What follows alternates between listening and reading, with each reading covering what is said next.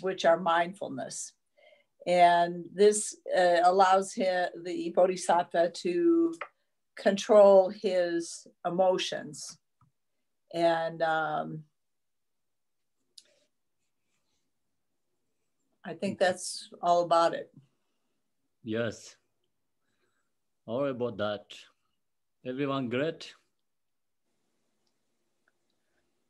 Okay, then 55 is Maryline is ready. Yes, I am. This time he didn't ask me first. Being very resolute and faithful, steady, respectful, polite, with a sense of shame, apprehension, and peaceful, I should strive to make others happy. So you need to respect all other beings, be polite in your speech and your actions.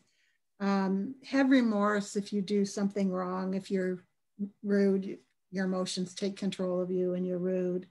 And just make others happy with your body, speech, and mind. Great. Thank you. Easy, right? I like this teaching a lot.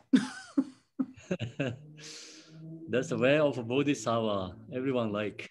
Yeah. Yeah. Okay, EDG, you want to go 56? Certainly. Okay. I should not be disheartened by all the whims of the childish who are in discord with one another. I should know them to arise in their minds due to disturbing conceptions, and therefore be kind toward them.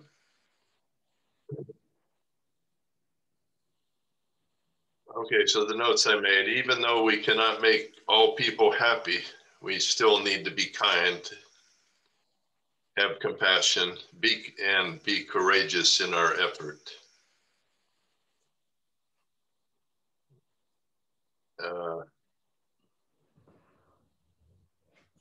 Let's see, 56, right? Okay, now. Yes. Make decisions based on wisdom and make all decisions based on wisdom. Point to ourselves first, solve our problems, then we can really help others. We work on ourselves first, then we can really help others. Yeah. Okay. So in the meantime, if we really can't help somebody, we still need to be kind and compassionate. Because we cannot make everyone happy, right? That's correct. Cannot make everyone satisfied. Because it's childish beings. So not possible to everyone make happy. Even Buddha cannot satisfy everyone. So our case, we are not possible. That's the reason we cannot lose our courage. And we just make love to others. That's correct? Yes. We can do that or no? Working at it, but not totally. Yes. Okay. So someone make you very hard and difficulty. What are you going to do, EDG? I'm learning how to become a piece of dry wood. Piece of wood.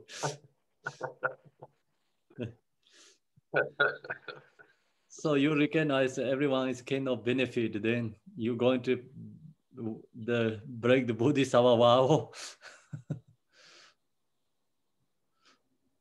No. Okay. Certainly not. Sometimes I just need to not do anything because I don't know what to do. So rather than make the situation worse, it's better to become a piece of wood. That's great. Okay. Anyone has any comment to that one? 56, most important, very important.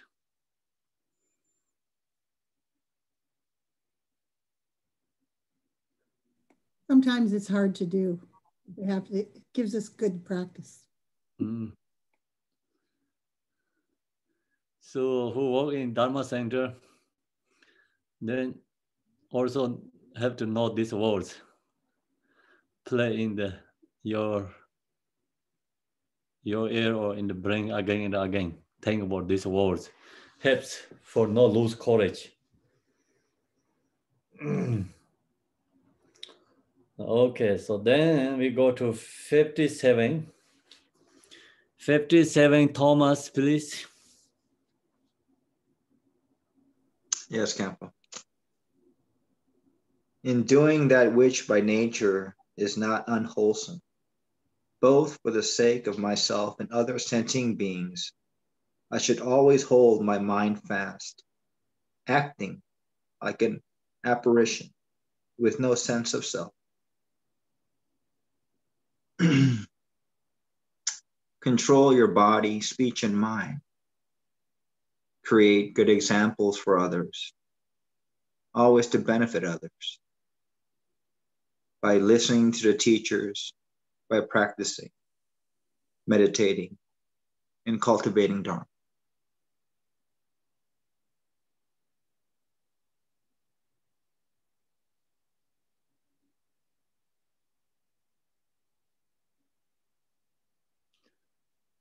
Okay, so then you explain first two sentences very good. So then last two sentences. I should always hold my mind fast, act like an apparition with no sense of self. Well, you should always control your mind. And the last sentence was, you had I think when you were explaining that I guess the parentheses acting, I guess we have to still give out an illusion or a sense that we are, well,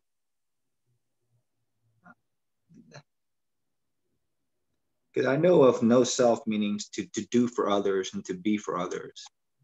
But that first part was acting like an apparition. I mean, yes,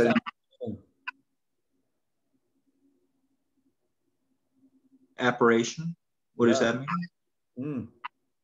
Like a ghost. Not there, or like a spirit.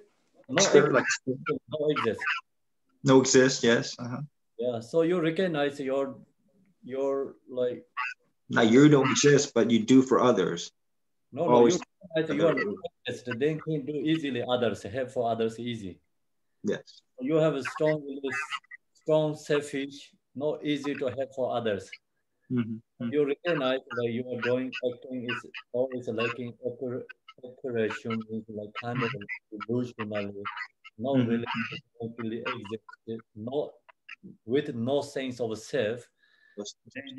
You can do easily work with others. Yes. So that way you control your mind and doing all activities way of Bodhisattva. I think it's easy to practice way that way. Yeah. Yeah, well, you're right. Same as TV shows. That's right. That's right. Okay. Thank you. Okay, so now it's a 58. The David, please, 58.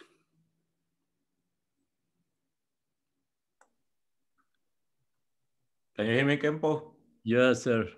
Okay, 58.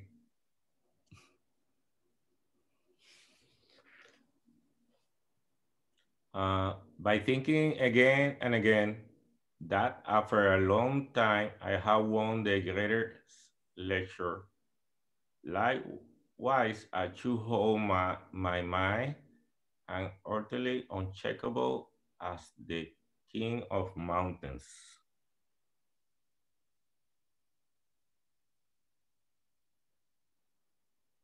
I'm going to appreciate that I born like a human being and I am in this realm and I want to use my body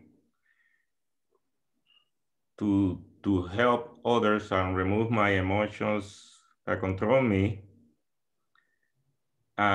through recognize my mindfulness alertness, watch out my emotions, to control it, to be strong and not weak like a mountain. One way to do it is practicing shamatha, just to calm your mind and tame your emotions. Yes.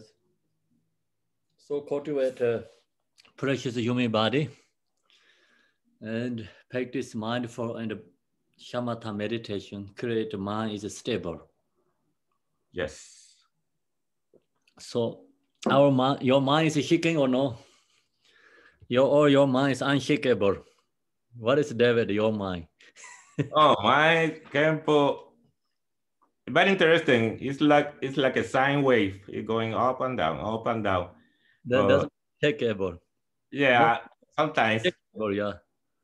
But I remember one class that I went, the first one, that the Rinpoche said that you have to be like a warrior with your mind. You have to be always alert and attack emotion as soon as it comes. It was very interesting because it was like be alert always. Very interesting, and sometimes you lose it and get inside you, and then you have to remove it again. Yes. But the good thing that every time you do it more and more and more, you start to reduce your emotions little by little. But yes, it depends on the situation. A little bit more stable mind, right? More awareness, more mindful. So then you can bring all the prayers practice into your mind when when you recognize mind is unshakable, then practice meditation, create unshakable as the king of mountains. So that's our job to do. Yes. What is your job? Our job is unshakable as the king of mountains. Well, I have a lot of opportunities to practice that every day. No worries. Also, the 57 help, because I don't know how, but I know that you mentioned that sometimes you have to see emptiness and see the people that they're, like you said, like a movie. And sometimes you try to overlap that to help you to go to that one, to not be controlled by your emotion. But it's difficult. Sometimes you see the person and you say, it's solid. Or then you think it's illusion, it's a Buddha. And that helps to cut the. Okay, that's good. Yeah, not easy. Okay, create unshakable, okay? Yeah, working very hard for that, Khenpo. Thank you. We ought to do that, unshakable. Okay, so now it's 59. Sandra Cooper, can you read the 59, please?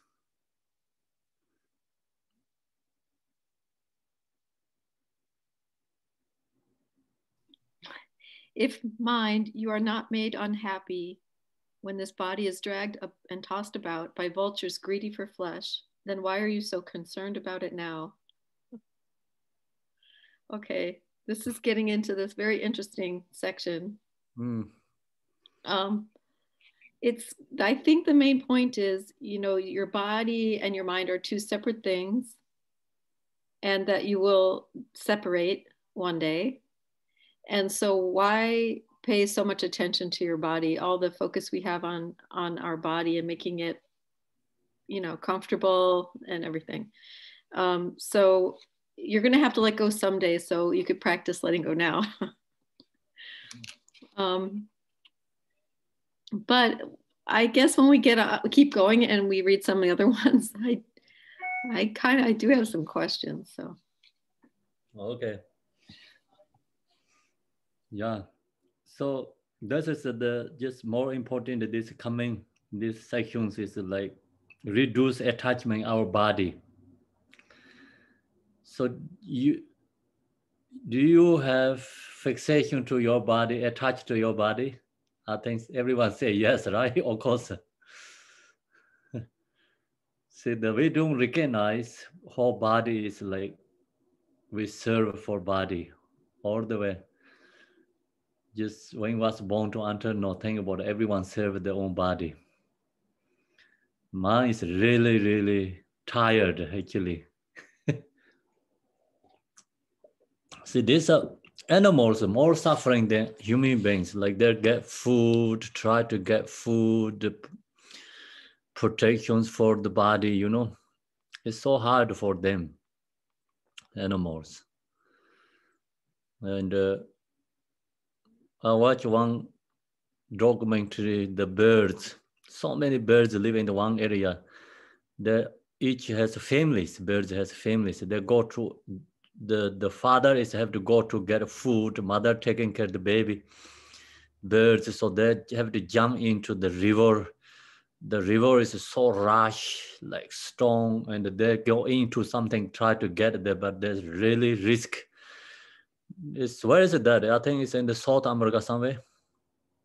I don't know. It's maybe Canada somewhere, or I don't know. It's so hard to take care this way. It's like, so you recognize that even so these animals, so taking care of their own families is so much suffering because they need food, they need protections. And then they get something and then they carry in the somewhere mouth and come back and they take out their own and feed it to the children. So very hard life, not easy. And so all beings is actually like that way, you know, taking care of our own body. So Shanti Deva said, we have to take care of our own body, but have to use body to do something for us. So mind say, you have to do something for me. Otherwise, I'm not going to serve you all the time like that. See, that's why it's Shanti Deva here say, our body is just only for virtues, greed, for flesh, for that enjoy. Whatever you take care, the last is virtues enjoy. The greed for flesh eaters enjoy. So nothing any other than useful. Okay, so now we go to the 60 then. 60.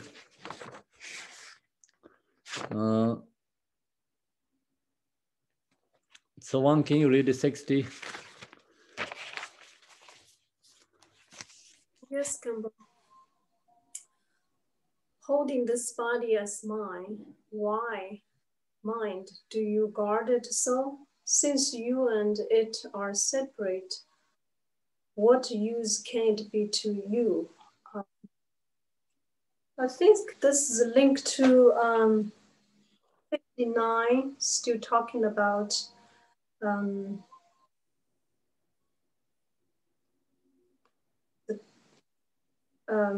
after all, the body is not even mine or ours. So why do we need to attach so much?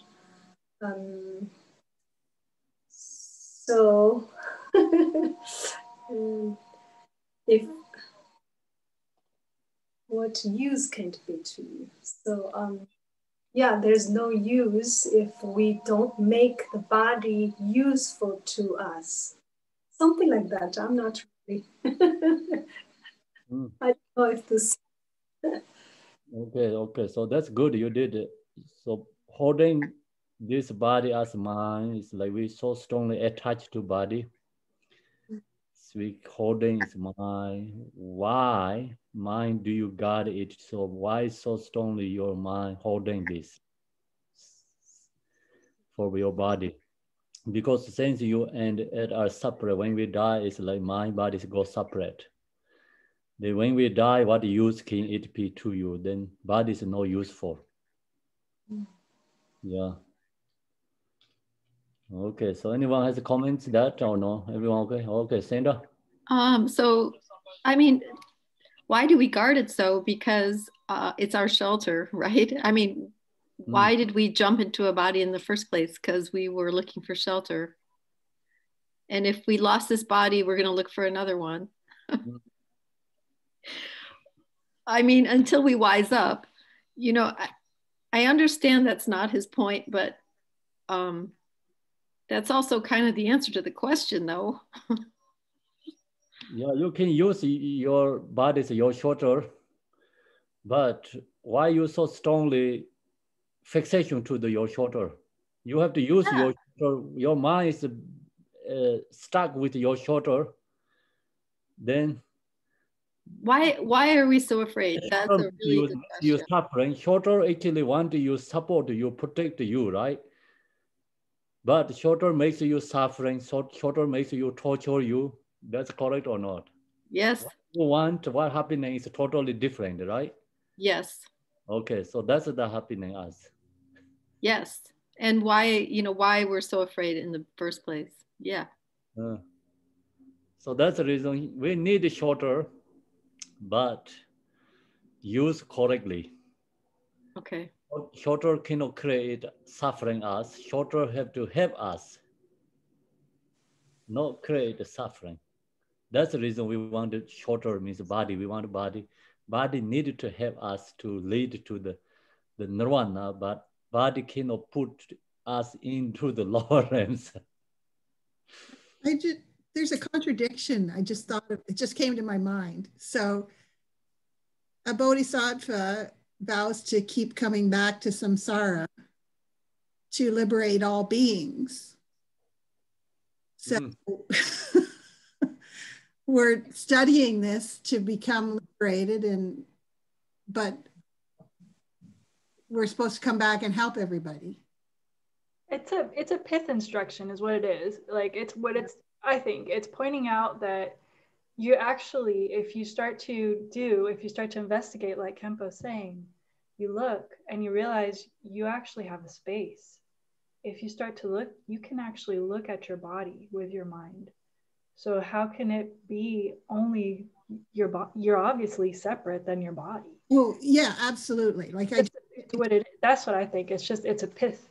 So it's trying to coax in a very, like he says, pith, like with a stick, trying to coax you to let go a little bit of your body, of the suffering, like Khenpo saying, of all of the garbage, because we're so stuck to it. We really want that sweater.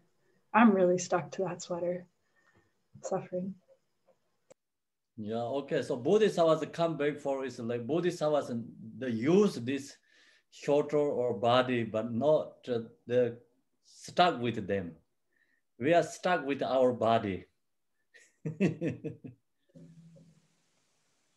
So you think about it, like if you have a car, you have to use the car, but buy the car and put there and pay and maintaining and pay maintaining, and you are always like serve that nothing used for you, but then that's incorrect, right?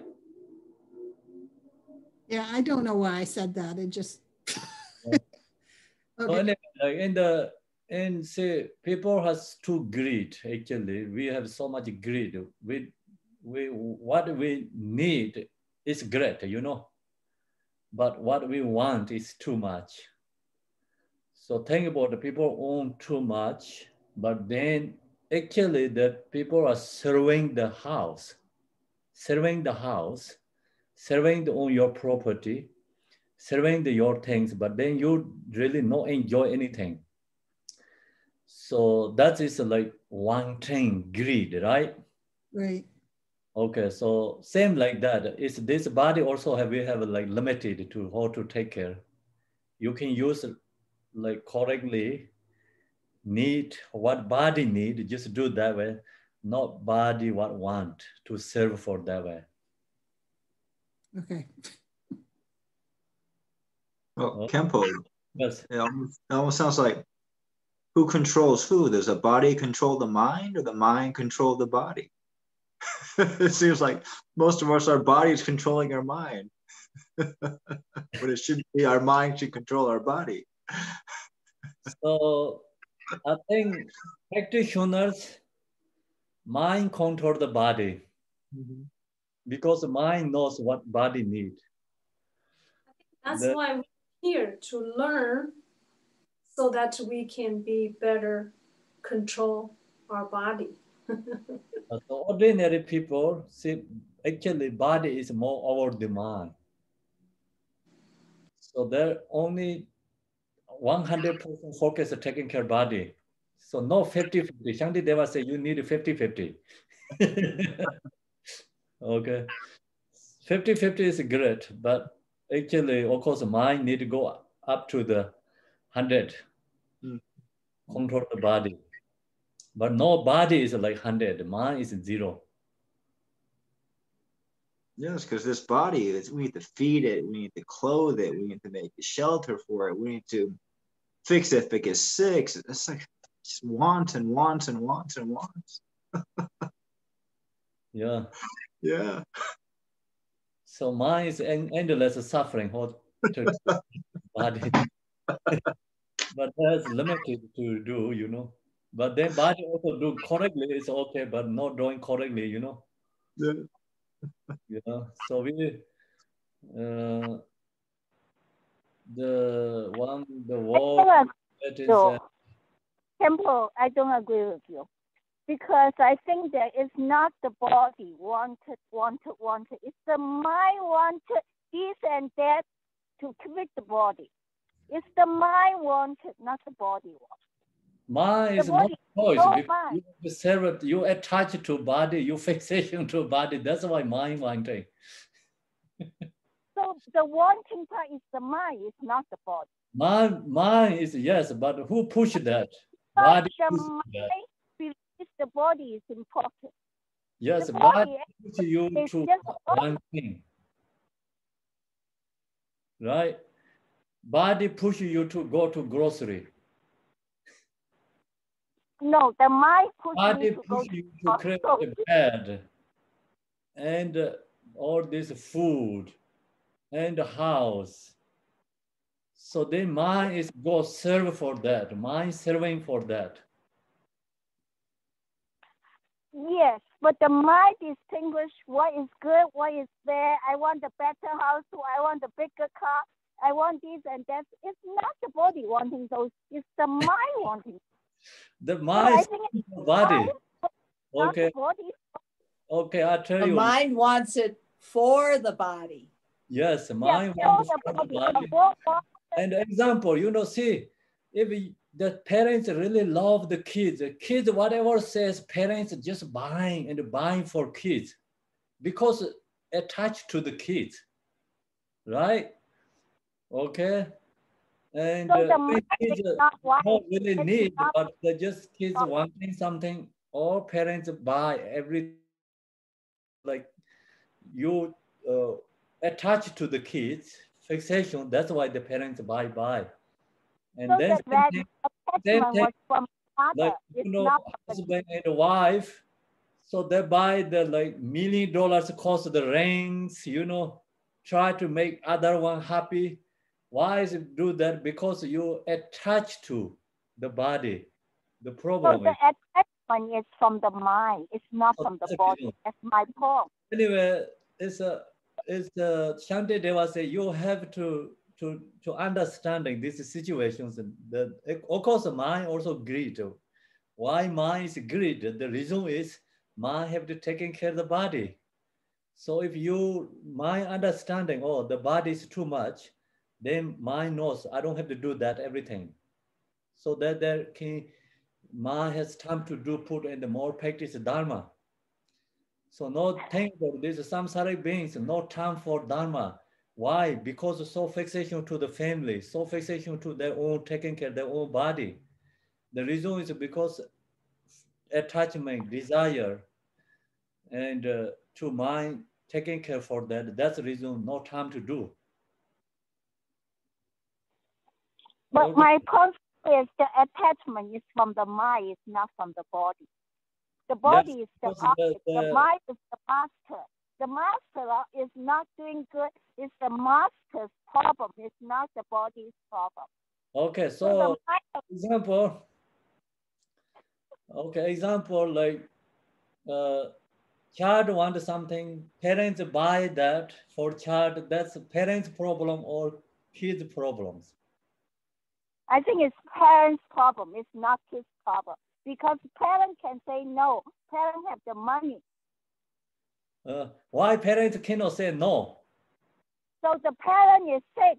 The mind is sick. It's not the body's problem. Okay, that's good. You say parents' problem. Why parents didn't say no? Because the parent attached. So the attachment is from the parent. Okay, so that's it. That's the problem. That's it. That's it. You know, Shanti Deva said your mind is so strong attached to body. That's a problem. So it's the body. That's the reason you have to know the mind. You know, have to understand like taking care of body is not strong attached to. Okay, so now it's good. So that's great. Now we go to the next one. Next one, Amanda, please, can you read the next one? Yes. Why, confused mind, do you not hold on to a clean wooden form?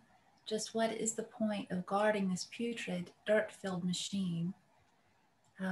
So our mind is confused because we hold on to so much attachment and fixation to the body. So the main point is that we're holding on to this, we're fixated to this putrid garbage. So it's better to cling on to peaceful wood than to cling on to the dirt-filled machine of the body. It also makes me think of the verse in the Tara prayer, yet because of habitual grasping to dualistic conception, we're bound by it no matter what we do. So it makes me think we're so fixated to the body, we're really bound by it no matter what we do.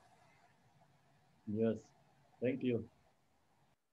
Okay, so then that's the two is go together, 62, also 63, always like very same information. We go next one. Tom, can you read the 62? Yes. First of all, mentally separate the layers of skin from the flesh, and then with the scalpel of discrimination, separate the flesh from the skeletal frame.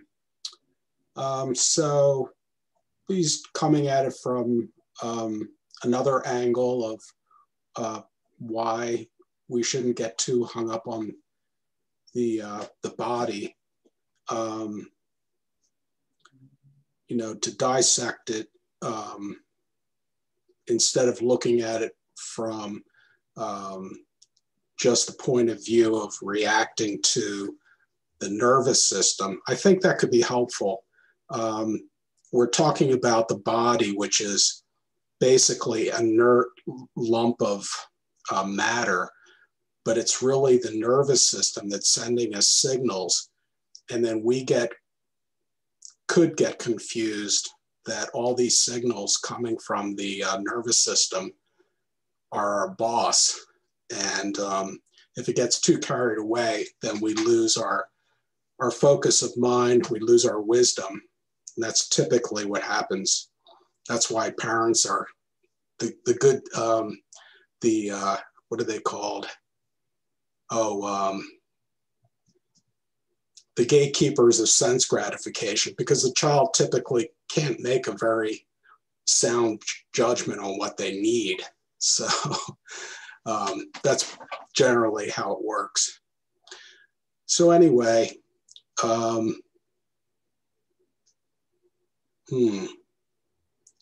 don't think I have anything more to add on that one. I have a funny story though. One time I was getting ready for a haircut and I was sitting there and there was this young boy, he was maybe, I don't know, 6 years old. And he got up into the chair, the barber's chair.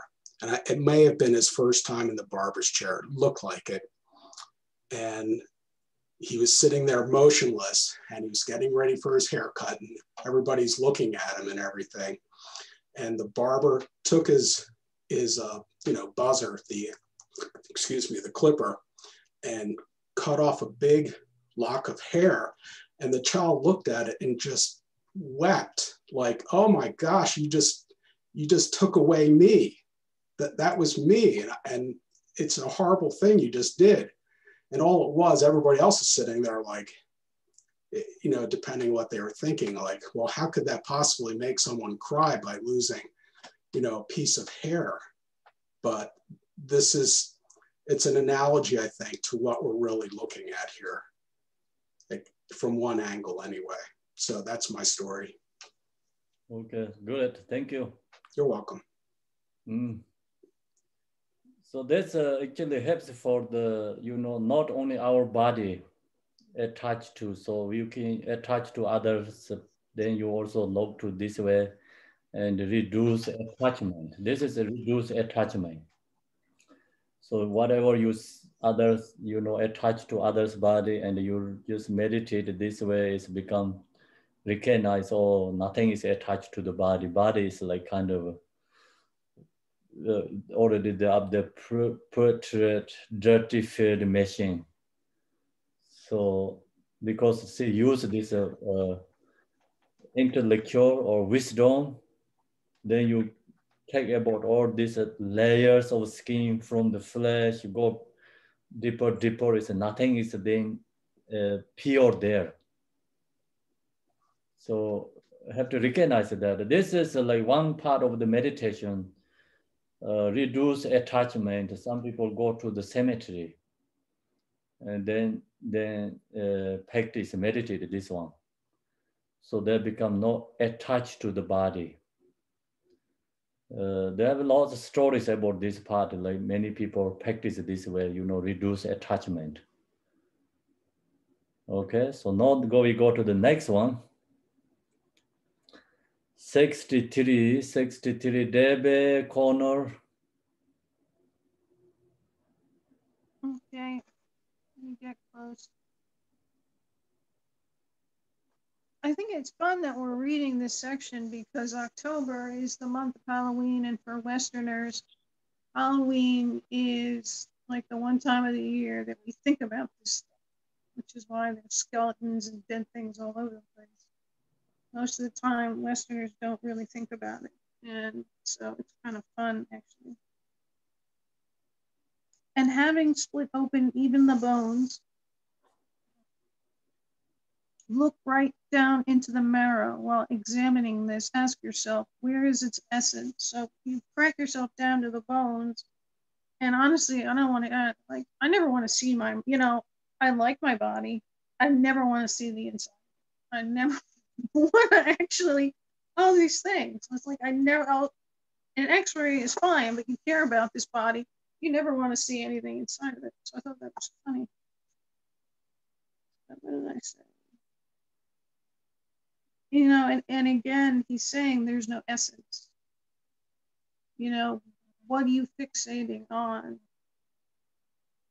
What is really there? I mean, we know that our mind is fighting our brain. Our brain is fighting our mind. Our brain wants to survive. That's all it wants to do. It wants to survive and have children. That's all it really wants to do. And it's, you know, from birth, we're caught up by, we don't realize that our mind and our brain are two separate things. That has to be reintroduced to us. And so I really like this to the thought experiment of, you know, really take it apart. This is the central thing. Your body is like the central problem you're going to have in life. And you need to recognize it, and you need to see that it's not that great anyway. That's what I got.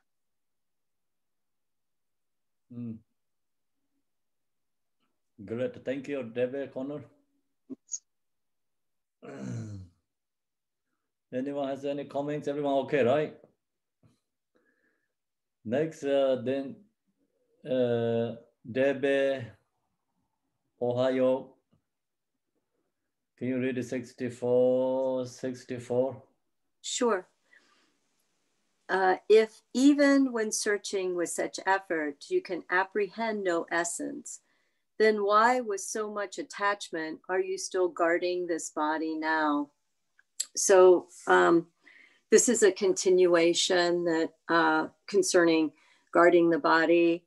And again, we're fixated and attached to something that has no essential essence at all. So as we investigate deeper and deeper, we're still seeing that we have nothing. And I think, Khenpo, you say Shantideva is kind of saying this mind is crazy.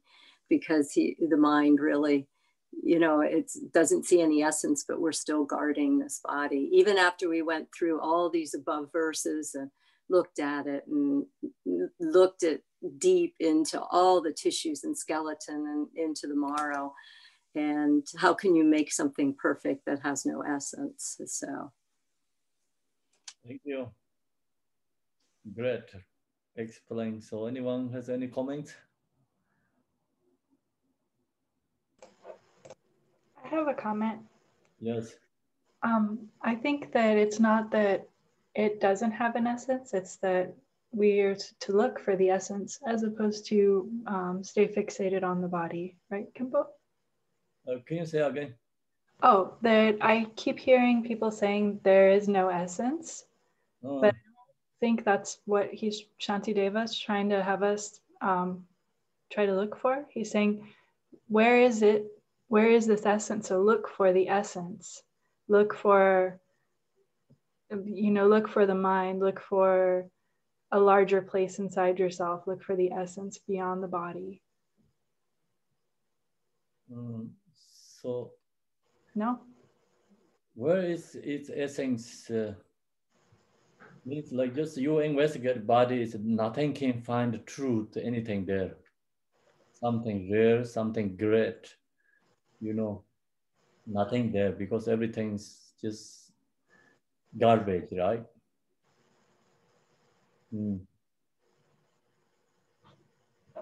So that's you know, mind investigating ourselves. Its body is like you cannot find anything essence there. That's one, right? You're talking about that one, right? Yeah, holding it, don't really attach to that. Right. Yeah. Okay. So no, next one. Can you read Ivia, the next one? 65. Yes.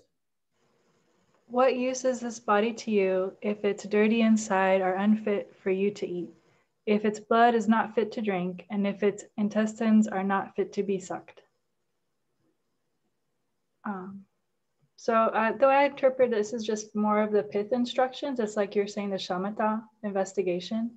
And it's for our mind to become a little bit less stuck to the body. So it's just continuing that, trying to help us let go. Because, you know, when we pass, that's all it's going to be. And it's so hard because I'm so attached to my body. You know, I can't even imagine it being buried, and it's true. So it's, you know, we need to meditate on this. Like it's completely impermanent, and it's filthy, and there's just garbage, and that you have to look beyond and have the mind open and become detached. So I think it's helping with that detachment, and it's helping for us to investigate, to look inside. Is that right, Khenpo? Yes, yeah. So yeah, we use investigator, then you really know how to take care of the body. So now we think we're taking care of our own body, but we create our own suffering. So who investigate their own body, then knows how to take care of the body, that put the body is put in the work for Dharma. The body really serve to you, but you not serving for body.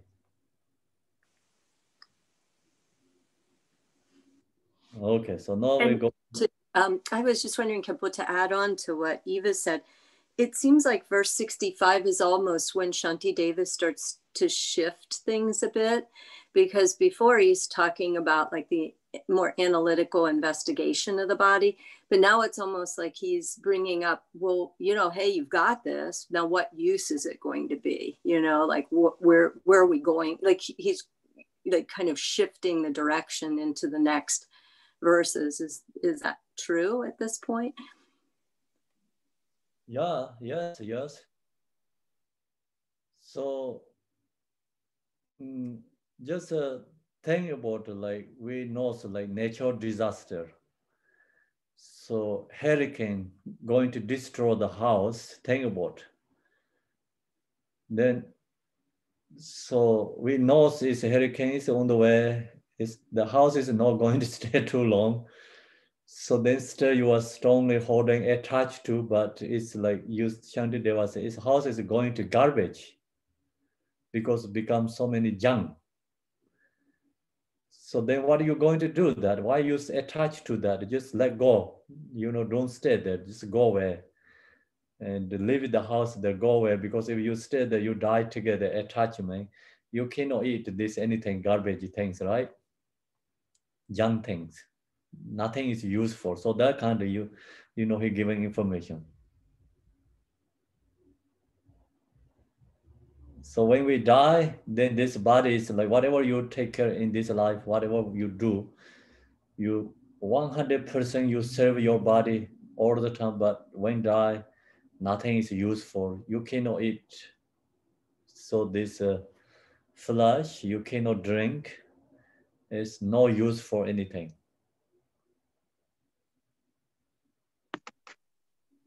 Khenpo, now one thing that I did realize is when your body is sick or when your body is injured, it really brings you to be humble and recognize impermanence.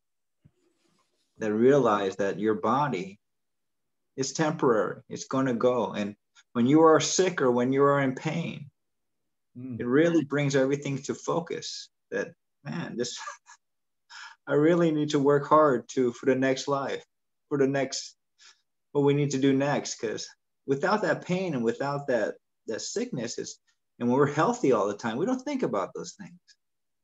We never think about, you know, unless as we get older, as we get sick, as we injure ourselves. And I think that tends to, I don't know if the right word is help, but it tends to focus, puts our priorities in the right place. I think that's one thing the body does do, or that we should recognize it.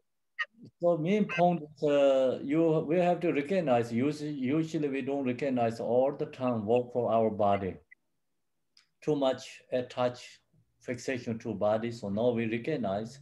Of course, we have to take care of our body, but at the same time, the use correctly and the less attachment, less desires, less fixation to your body, then you have more freedom. Your mind is more freedom. So think about it, like some parents so strong fixation to their kids, then they don't have any time to do anything, cannot think any other thing, taking care of the kids. They don't have any freedoms, but some people, of course, they have a love for kids, they can take care, but at the same time, they have time to do something.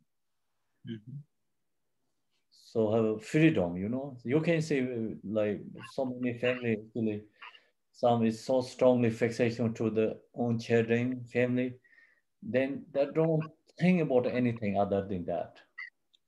They don't recognize anything other than that. So then actually the life is miserable. No any freedom. Yes. Yes.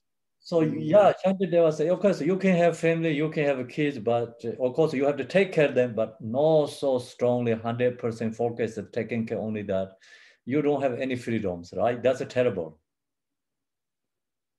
So that's not good for kids and not good for parents actually too. No healthy both. So you need freedom and then mind recognize, you know, how to take care. That's right, Khenpo. That's right. Okay, so now we go to the next one. Jers, can you read the 66?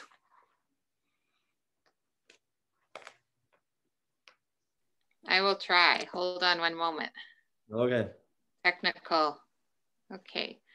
At second best, it is only fit to be guarded in order to feed the vultures and jackals. Truly, this body of a human being should only be employed in the practice of virtue. That's good. Yeah. That's very beautiful. Yeah, that it's a vessel that is here to serve us and not for us to serve it. And to think about our purpose, our focus, our practice, which is to cultivate virtue and to be employed towards compassion, towards helping and serving others. And the body itself is going to be left behind soon enough. We don't know, maybe in 10 minutes, maybe in 10 years, it will be just a pile of flesh. And certainly it will be useful to the vultures and the jackals at that time. But it isn't the essence of what we are. There is something much bigger. And while we're here in this body, we have a calling to employ it towards a more spiritual and deeper aim, a path. Yes, thank you very much. Yeah. Yeah. So this human body we have to use, right? Should only employ in the practice of virtue. Then it's become useful. To buy the horse, you have to use for your, like use the horse serve to you, but not you serving for the house. Yes. So you have a car you have to use for you, but not serve for the car. To be constrained inside the container of the body makes us very small. Yeah, then also this body, if you really use correctly, the body is the same as a boat. You can cross the samsara. You can cross the river. Samsara, you can cross the samsara. If you don't use correctly, this boat is sinking into the ocean to die. Sure. I like the boat metaphor is so nice because it's as though like you're in it and you have the oar, like you have some control, you have an ability to move it in a direction to employ it. Yes. Okay, so now we go to the then 667. Stephen here, hi. Hi, welcome to teaching. So do you have the prayer? I mean, the Shangti Devas, this, you are mute.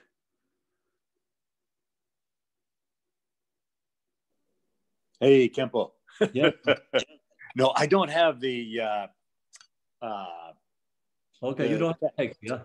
Yeah, so I'm just listening and picking it up. I finally figured out how to get on Zoom here. Okay, welcome to the zone. Thank you, thank you. Okay, then K. Yinpinso, I think KZC Lisa. Can you do the 67, sorry. Yes.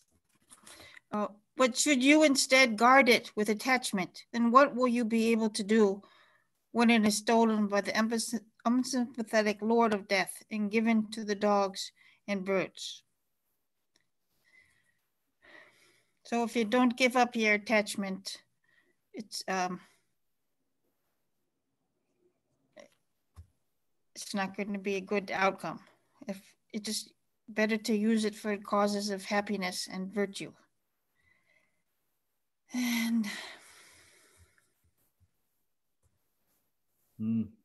so better to use it now rather than when you're dying with not much chance to give up attachment. I have a little, if it's okay, I'll tell a personal story. It'd take me just a couple of minutes. It's very good you gave me this one to read. Because a few years ago, can I tell, is it time? Go ahead. Okay. So a few years ago, I had to have a major surgery. And then I was going to be home for 6 weeks after the surgery. So I fixed up my home to do a Milarepa retreat.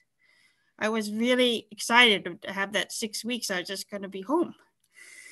So I went to the surgery, and when I woke up the next day, everything was fine. But then as a few days went on, I had to learn how to walk again, and I really experienced my body in a way I never had before. So then when I got home, I wasn't able to do the retreat. And I realized my mind decided I wanted to practice Dharma. I was really excited to have that time. My house was all fixed up for it, but my body couldn't do it. So my mind decided, but I realized I need my body to practice the Dharma. So it's very pertinent to this verse.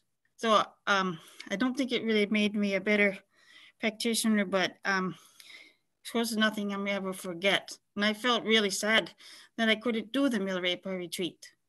But I think I have a new relationship with my body, because you have to have your body to practice. So therefore, you're gonna take your life, you gotta really do it today. Do the best you can every day, because without your body, I don't know how you really do the Dharma practice. That's my feeling about it. That's good, yeah. So we have to cross the ocean, we need a boat. Right. Yeah. So without a boat, you cannot cross the ocean. That's why we need a body, but I have to use correctly, not the boat is sinking into the ocean. I have to cross. Yeah, good. Thank you, Lisa. So then we go to next. Lomi is incorrect, right? Lami. Lami. So I say correct your name, Lami, right? She's here. Yeah.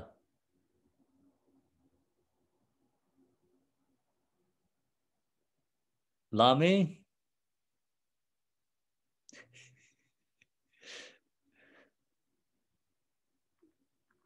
You hiding or what are you doing?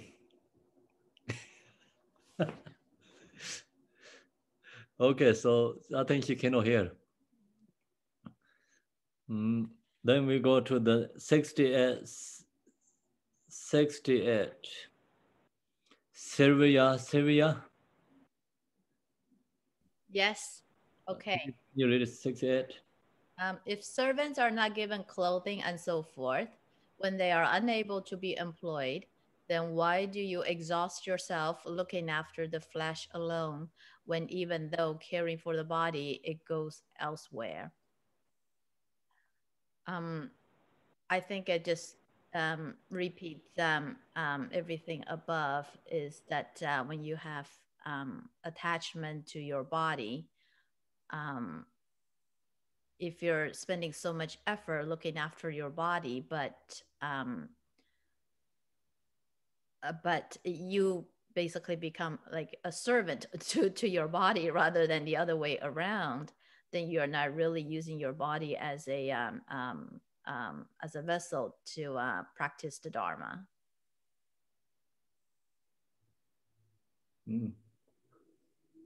Thank you. Okay, so now 68. We did it already or no? 68? No, right? 68, I think, oh, it's finished. 68 is finished. No, 69.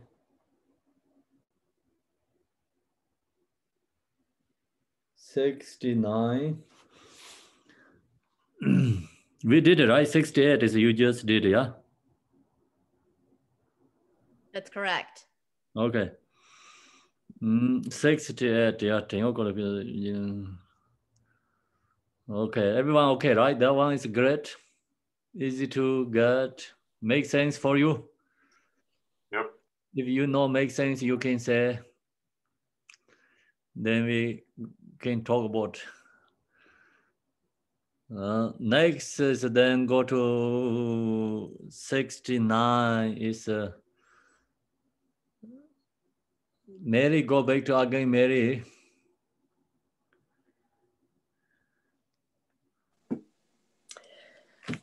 Now, having paid my body its wages, I shall engage it in making my life meaningful.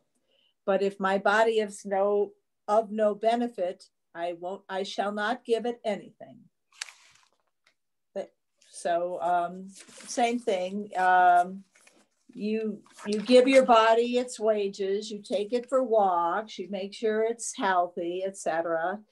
But if you aren't using it to make your life meaningful, it really has no use, and you shouldn't give it anything. Are you sure? That's what it says right there. Yes.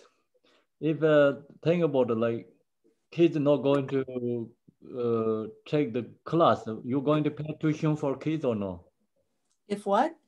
No, example, like if someone going to, the parents pay the tuition, right? For the tuition, yeah. Tuition, if kids not going to school, yes, still going to pay tuition, no, right? You're out of class. If you don't go to class, they're not going to pay. Or they shouldn't anyway. I wouldn't think. So yeah. Same like that. Yeah. Mm. It's a chance to use your body to benefit people. That's, I think, what it's saying. It should be a benefit, you know. It's like a pet. You take care of it, but you know, you got to use it for your own purposes. Right. So now the 70 give you more clear for, right? Answer is right. We can do EDG, please. 70. Sure. I should conceive of my body as a boat, a mere support for coming and going, and in order to benefit all others, transform it into a wish-fulfilling body.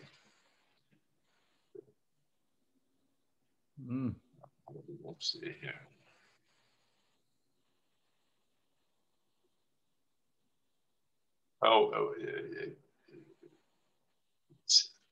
So what it says to me is use your body to gather or to practice virtue, help others, and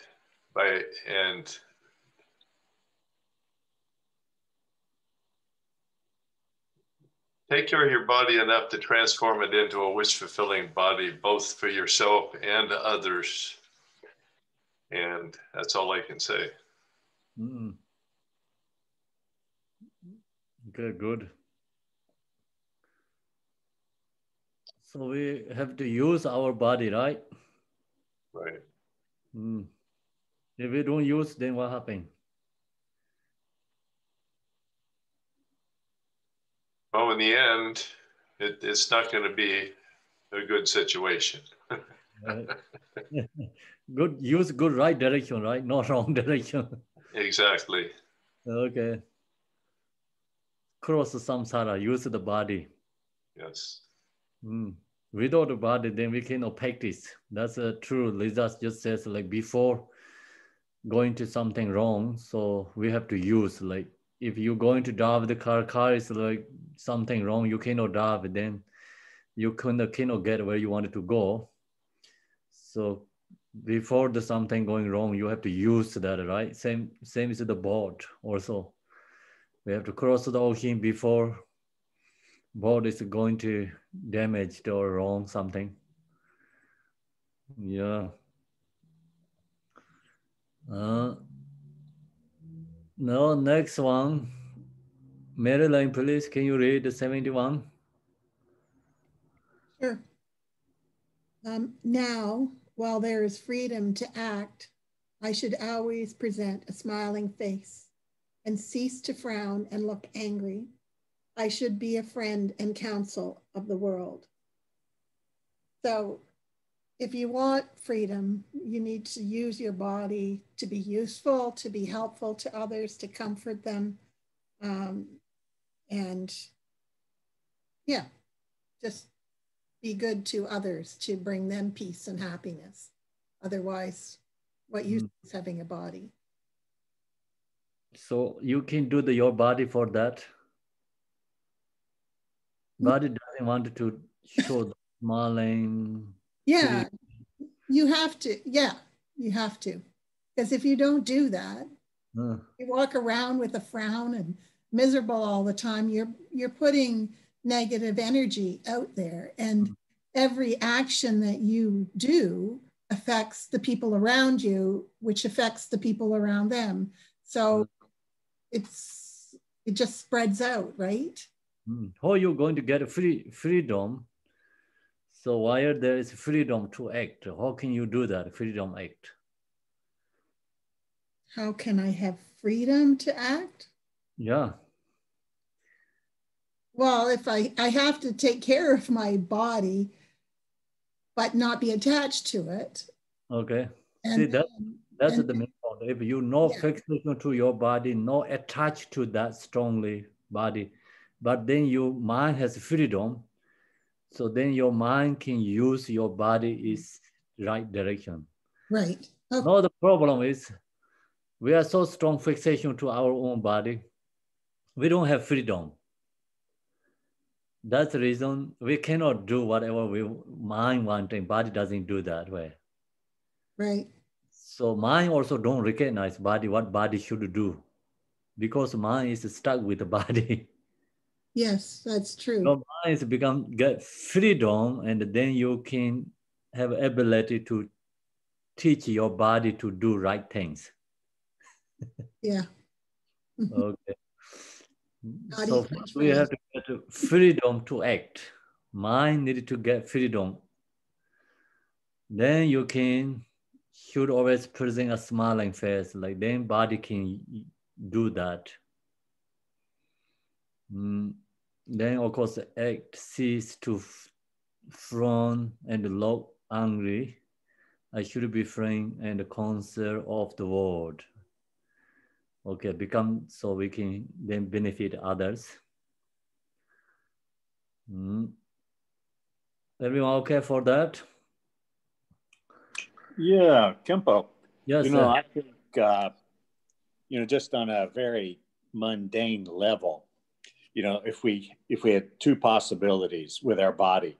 One is you go out and you have the best time you can. Go to parties, dances, don't care about anybody else. Just you have a great time, have a wonderful time. Or you go out with your body and your speech, and you're going to make everybody else happy. You're going to tell the right joke. You're going to make the right kind of comment. People feel excited to have you around. And then at the end of the day, which one was more meaningful? To have brought joy and awareness to other people, or just entertain your own self? I like to believe that to bring joy and enlightenment and realization and happiness to other people is more fun. It's more fun than just entertaining myself, So that's maybe what Shantideva is saying on a very low level, very low level. Oh, makes some sense that way, I think. So that is actually also dependent. Is ordinary people like make jokes, make other people fun, but still they have their own agenda, and they get more pride or maybe fixation to that, attached to that not good for them, but good for others some ways, little bit temporary, but actually not really great for them to have anything like transforming their own mind. They don't get freedom their own mind. Yeah, so I think that's so important. Bodhisattvas can't do that. Bodhisattvas can't do that, make happy, telling jokes, like make everyone joy happy, but then they are not attached to their own actions. That's so key. That's so key. You have to be geared towards bringing other people up. Right now, everybody's arguing on Facebook and, we hate this political person. We hate this one. People are angry, nervous because of COVID shutdown. Bodhisattva can go out and relieve some of that problem. But you're right. You're right. You have to have a bodhisattva attitude. If you're just doing it for ego or, you know, to be important, no, that doesn't, that still feels better than just entertaining yourself, but it misses the mark. Yeah, you're right. You're right. Yeah, it's a worldly way. It's good, okay, but Dharma, spiritual, still that is incorrect because your agenda intention is not pure. Have to have a pure intention. Yeah. Yeah. I am going to brighten the world. I'm going to make the world a little bit better today.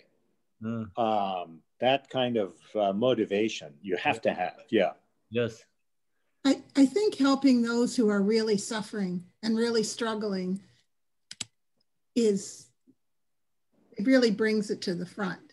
Like smiling, and that is a good thing, but you have to go work with people to really go deep. You have to look at other suffering and try and relieve that, like deep suffering, samsaric suffering.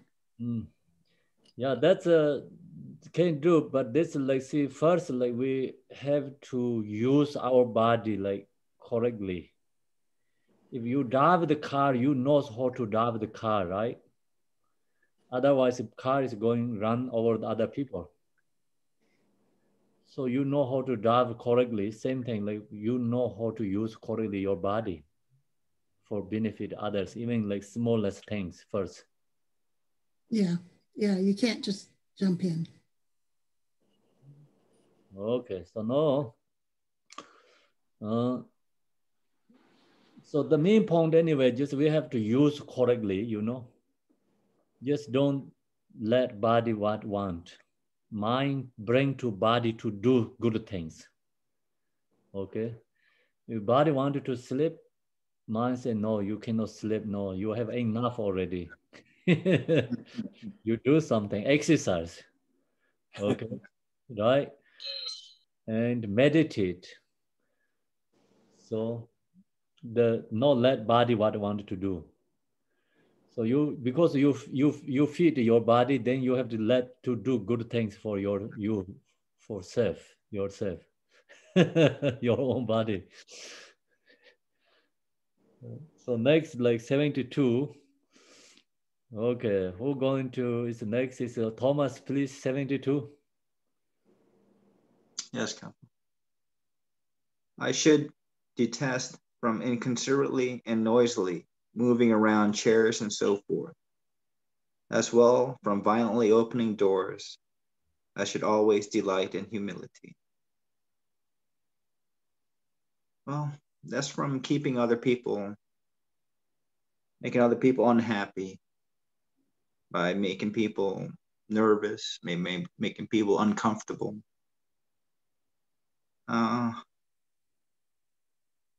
We should be mindful of others. Yes. We should be humble and be joyful to help others. Yes. Instead of doing what we want when we're feeling angry or feeling upset, or we should always be considerate. Yes. So we have to change our attitude, right? Yes, very much so. Very much so. We have to change our habits and more mindful. So this is like when we are in the good monastery, you recognize who is the new monk.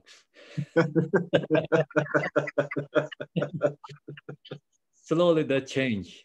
Even walking, wearing clothes, saying, all is going to change slowly. So no matter for the people, even in the prayers, they're going to talk.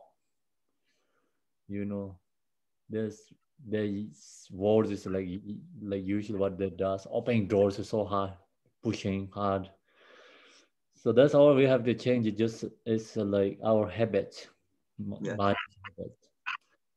And the main point is we have to create the mind for awareness, check, not distraction for others. So that's good for our conduct. Yeah. You see so many people in the in the public place, some people no mind for, they just don't recognize what they're doing, you know, yelling, they're doing things like no peace for others. So even you're doing dharma, but even you see about chanting mantra, so if a public place, like kind of if you are get in the airplane, so you have next other people, passengers, you cannot chant prayers loudly. That's also unmindful, right? That's right. That's right. So you recognize, even you don't say, I'm doing dharma, but you do dharma, but you need mindful, not disturbing for others. So you people really like or not, you have to know that. Yeah. It seems like in this time, in this age, that when you try to be kind to other people, they look at you like there's something wrong with you. Yeah, yeah. They look at you like, why? Like when you're in traffic, you let somebody come in or let them go out of, go out of the street or something. And they look at you like, why'd you do that? Also, there's smiling to others. Also, you have time to do that, but not all the time, everywhere. That's true. That's true. Otherwise, that makes people nervous. You know, you make.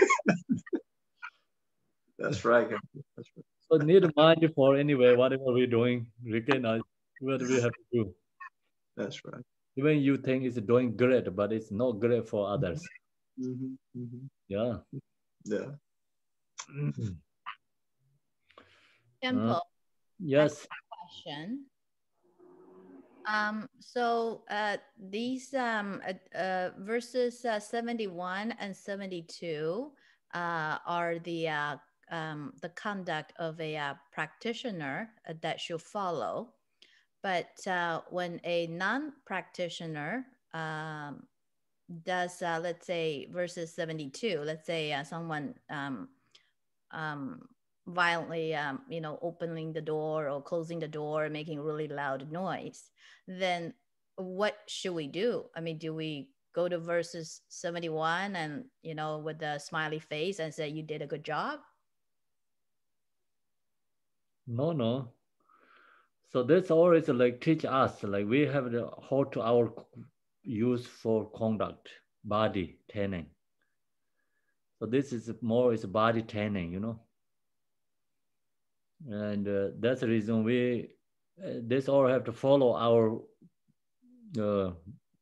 way to like means like we have to guide ourselves. You cannot everyone to open door is like correctly showing, smiling, everything correctly. There's no possible way to do that, right? So so it's just to show our own the conduct that we should behave, but yes. with non-practitioners, then I mean, I guess my question is, how do we actually practice in the real world?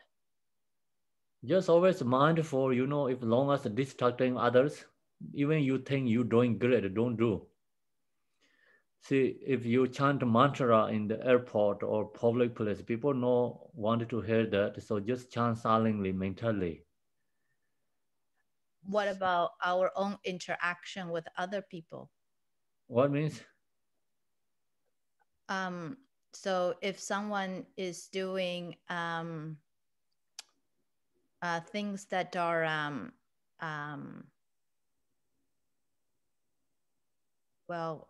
how should we put this? That are annoying. Some other people doing annoying. How should we approach that then? Oh, if your kids or your family, then if they're listening to you, then you have to tell them, don't do that, don't distract others. So you can teach this, conduct, tell them. But some people you don't know they're doing things, so just we cannot do anything. Okay. Yeah. Okay. All right. So already Shanti Deva already talked, like they're up there is like all these childish people. We cannot change anyone much. So just main point, we have to change ourselves. Okay, understood. Thank you very much. You're welcome. Khenpo. Oh. So we are guarding alertness when we're moving around chairs, because sometimes we don't guard alertness, right? And then guarding alertness to have a smiling face, Shantideva saying, so that we can be Bodhisattva practice. So smiling face means like if you use more smiling face for others, then maybe the people are happy receiving, like they're also smiling to us and they feel better, feel happy. So that's also a good way to give a signal for make people happy.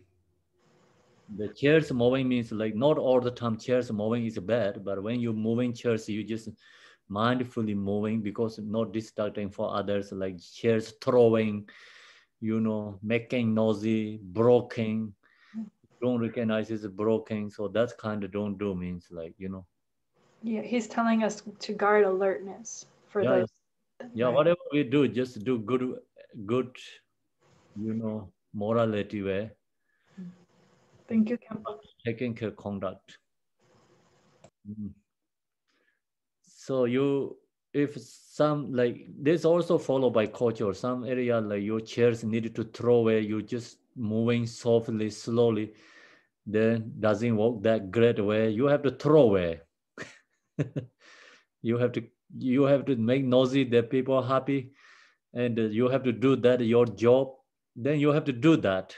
Then you doing other way like slow moving, and like so much like this like moving is the same as like cat and this kind of thief, then incorrect.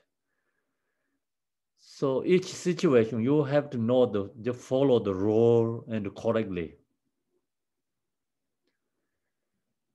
Yeah, see, it's smiling face means like not some people make uncomfortable not smiling face, right? So then chairs like this moving things so slowly, softly, try to not distracting anyone, like that is incorrect. You have to do more different ways. Then you have to do that way. If you do that, it's also incorrect too. Just you have to pick up which situation you have to do correctly. The main point is mindful awareness, not distracting for others' mind. Just keep that, then all is there. 73. Okay, Evie, can you read 73?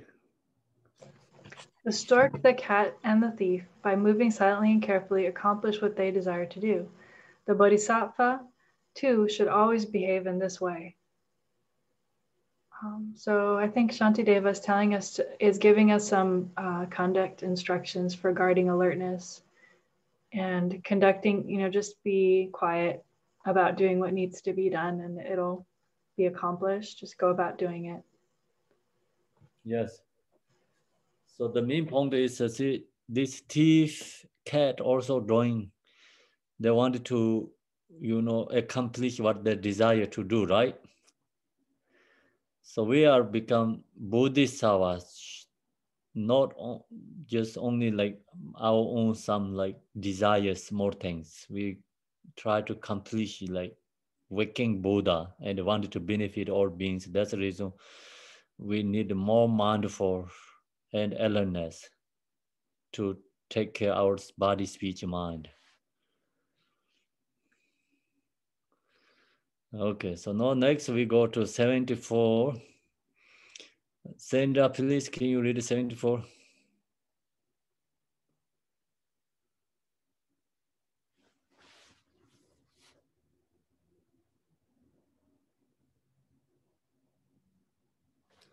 Can you hear Sandra?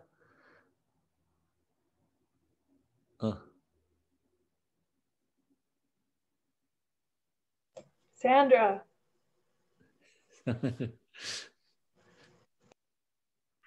Sorry. So I don't know where we are. Are we on the last one? 74. With respect, I should gratefully accept unsought after words that are of benefit and that wisely advise and admonish me.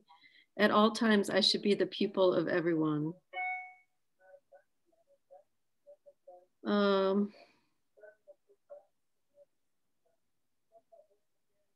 Well, I mean, this is really about being humble and knowing that you can learn from everything and everyone. So, you know, if people say something nice to you, that's great, but not to let it go to your head. And then if someone has some advice for you on how you could improve, that's good too.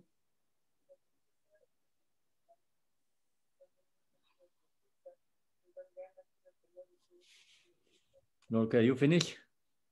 Yeah. Oh, very short. Explain. More explain.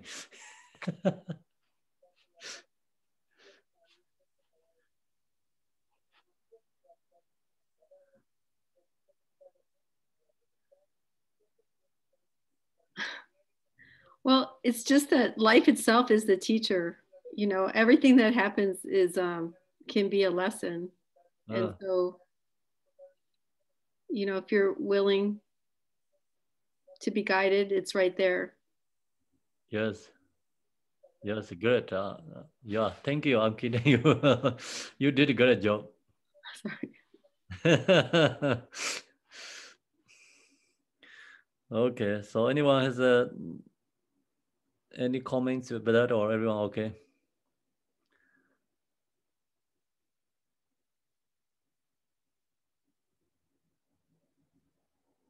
Good, yeah. So now next one then, 75. Amanda, please, can you read 75? Yes. I should say, well said to all those who speak Dharma well, and if I see someone doing good, I should praise him and be well pleased. So I think this is when we receive those good Dharma suggestions, we say, thank you, that was well said, and be appreciative of that good advice. And then when we see someone doing good, it's very important to rejoice in that and to give the person praise. And then you said, depending on the situation, it might be good to rejoice. If you think the person's pride and ego will increase, then it might be good to say good things about that person to other people. But always rejoice, whether you just rejoice mentally or whether you rejoice verbally to the person. Thank you. Great, yeah. Thank you. Okay, so now next one, yes. Can you do the 76?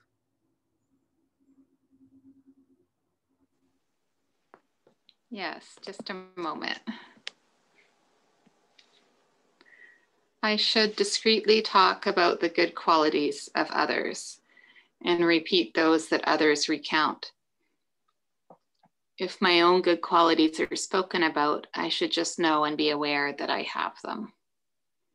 I think this is like discreetly is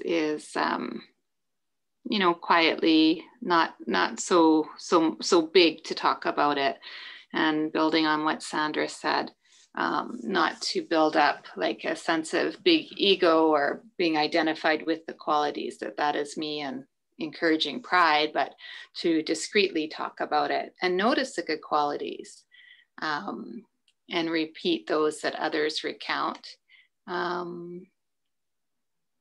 Not sure what that line means exactly, if I'm repeating what other people say or not. I'm not sure.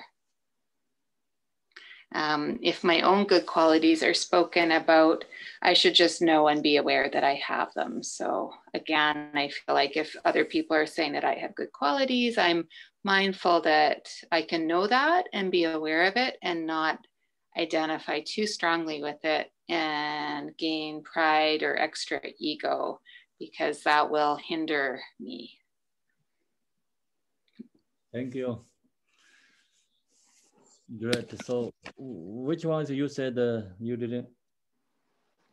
The one about, I think it's the second line. I should discreetly talk about the good qualities of others and repeat those that others recount. That one, repeat those that others recount. I don't quite understand that one. If I'm repeating what other people say about someone else. Is that what that means? It's Tibetan is and repeat those that others recount. Means others' qualities, like you not just press to front over there and just after, like not in front, you know, you just can talk with others for other people. Okay. Mm. Yeah, I think I understand that now. Mm. So if I'm repeating it when they're not there, yeah, so that their ego and their pride doesn't increase too much. If I sense that they are really attached to being good. yes, yeah, exactly. Great. Thank you, Khenpo. You're welcome. And then next is 77. Someone please, 77. Okay. All deeds of others are the source of joy.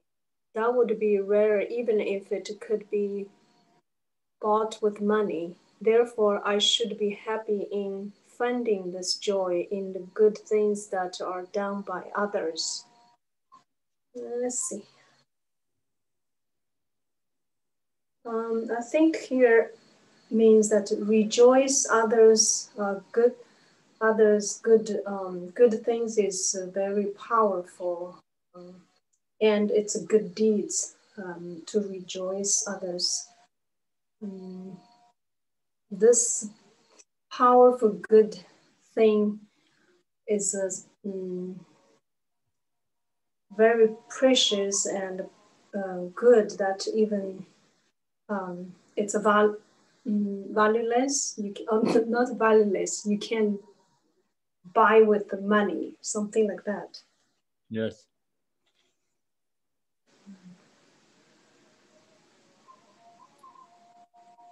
Yeah, so that's good. So that's the reason we have to should be happy in finding this joy. In the good things that are done by others. So we rejoice them. Just main point is rejoice. The rejoice has a lot of power. And also reduce our jealousy. Jealousy. Okay. 78, David.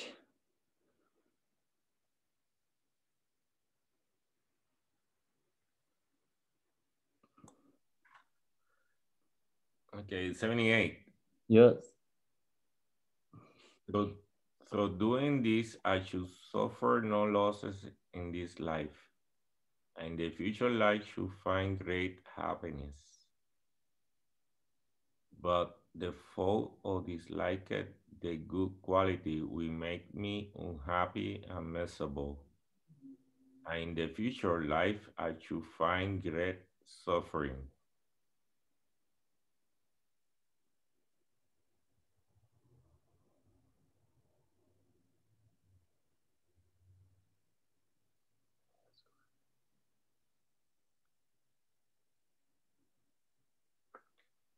Yeah.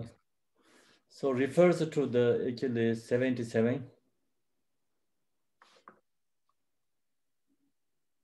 I was 77, Khenpo? Yeah, you did already read it. 78. This so it's very similar 77 and 78. All these source of joy. All these other are the source of joy that will be greater, ever if could be bought with money. That I should be happy in finding this joy in the good things that are done by others.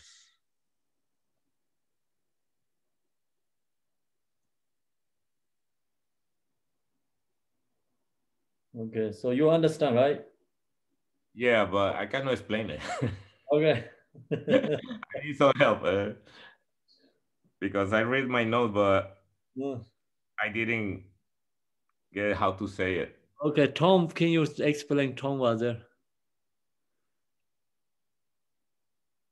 78 through doing, we're on 78, correct? Yes. Through doing this, I shall suffer no losses in this life. Well, there's no downside to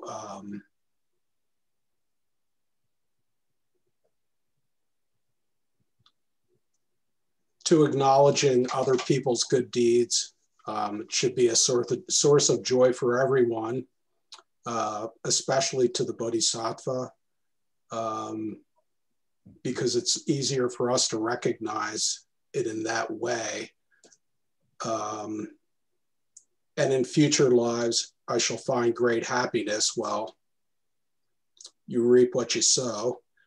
But the fault of disliking their good qualities will make me unhappy and miserable in future lives and shall find great suffering.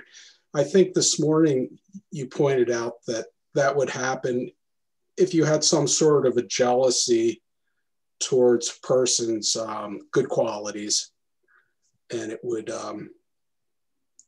make you unhappy, and then you'd want to share your unhappiness, and then that would lead to unhappiness in a future life. Yes, so the first one is just rejoice, the benefit. The second is like, it's jealousy, you know, then that's create unhappy and miserable future life. So that is the power of rejoice. Power is bring happiness for us, nothing we lost.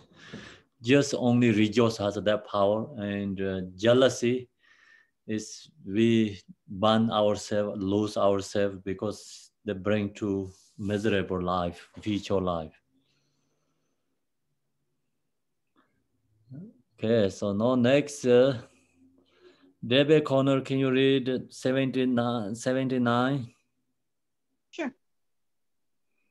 79 says, when talking, I should speak from my heart and on what is relevant, making the meaning clear and the speech pleasing.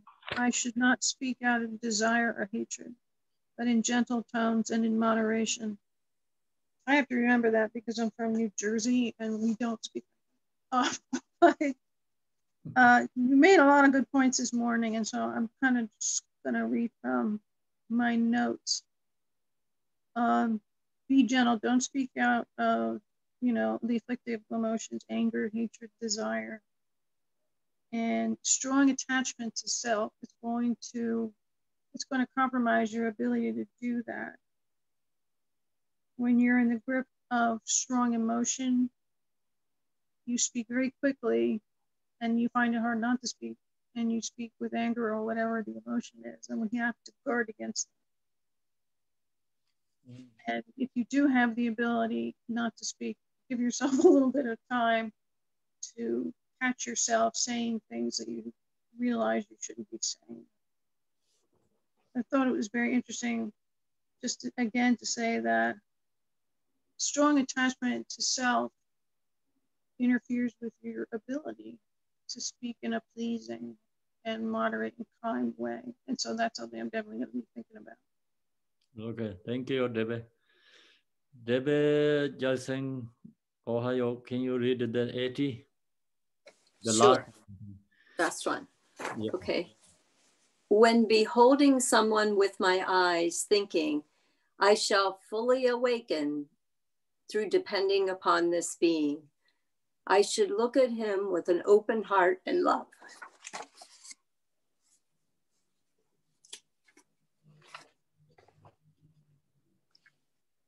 Okay.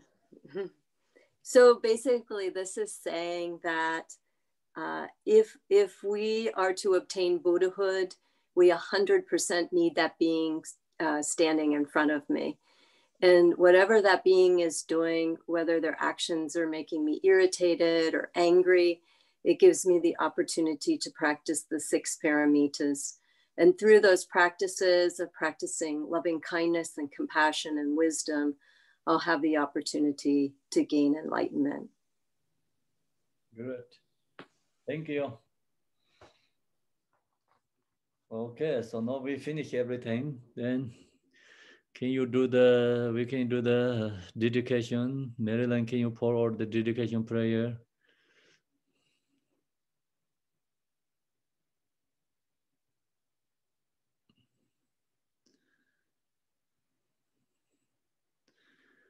Emaong Om Tsara Sanje Nawan Daye Dan Yesu Jowo Tuje Chenpo Dang Yong De Senpan De Chen To Nam Lai Sanje Sansen Pa Min Kor Chi Kor De Chiang Om Tsara Pa De Me Pa Ye De Wa Jin Ye Sa Ve Shen Gam De Da yin de ne sen pu chir mai dai je wai yin je par mai chu pai ru de re jin ne nan de xiang dong xuan de ge da ge mo lan da ban de so je san sen dam je ji ke me re bar sin je lab de so Diya da ben zan zhe ya awang bo de na ye so ai san jo sem jo ren bo je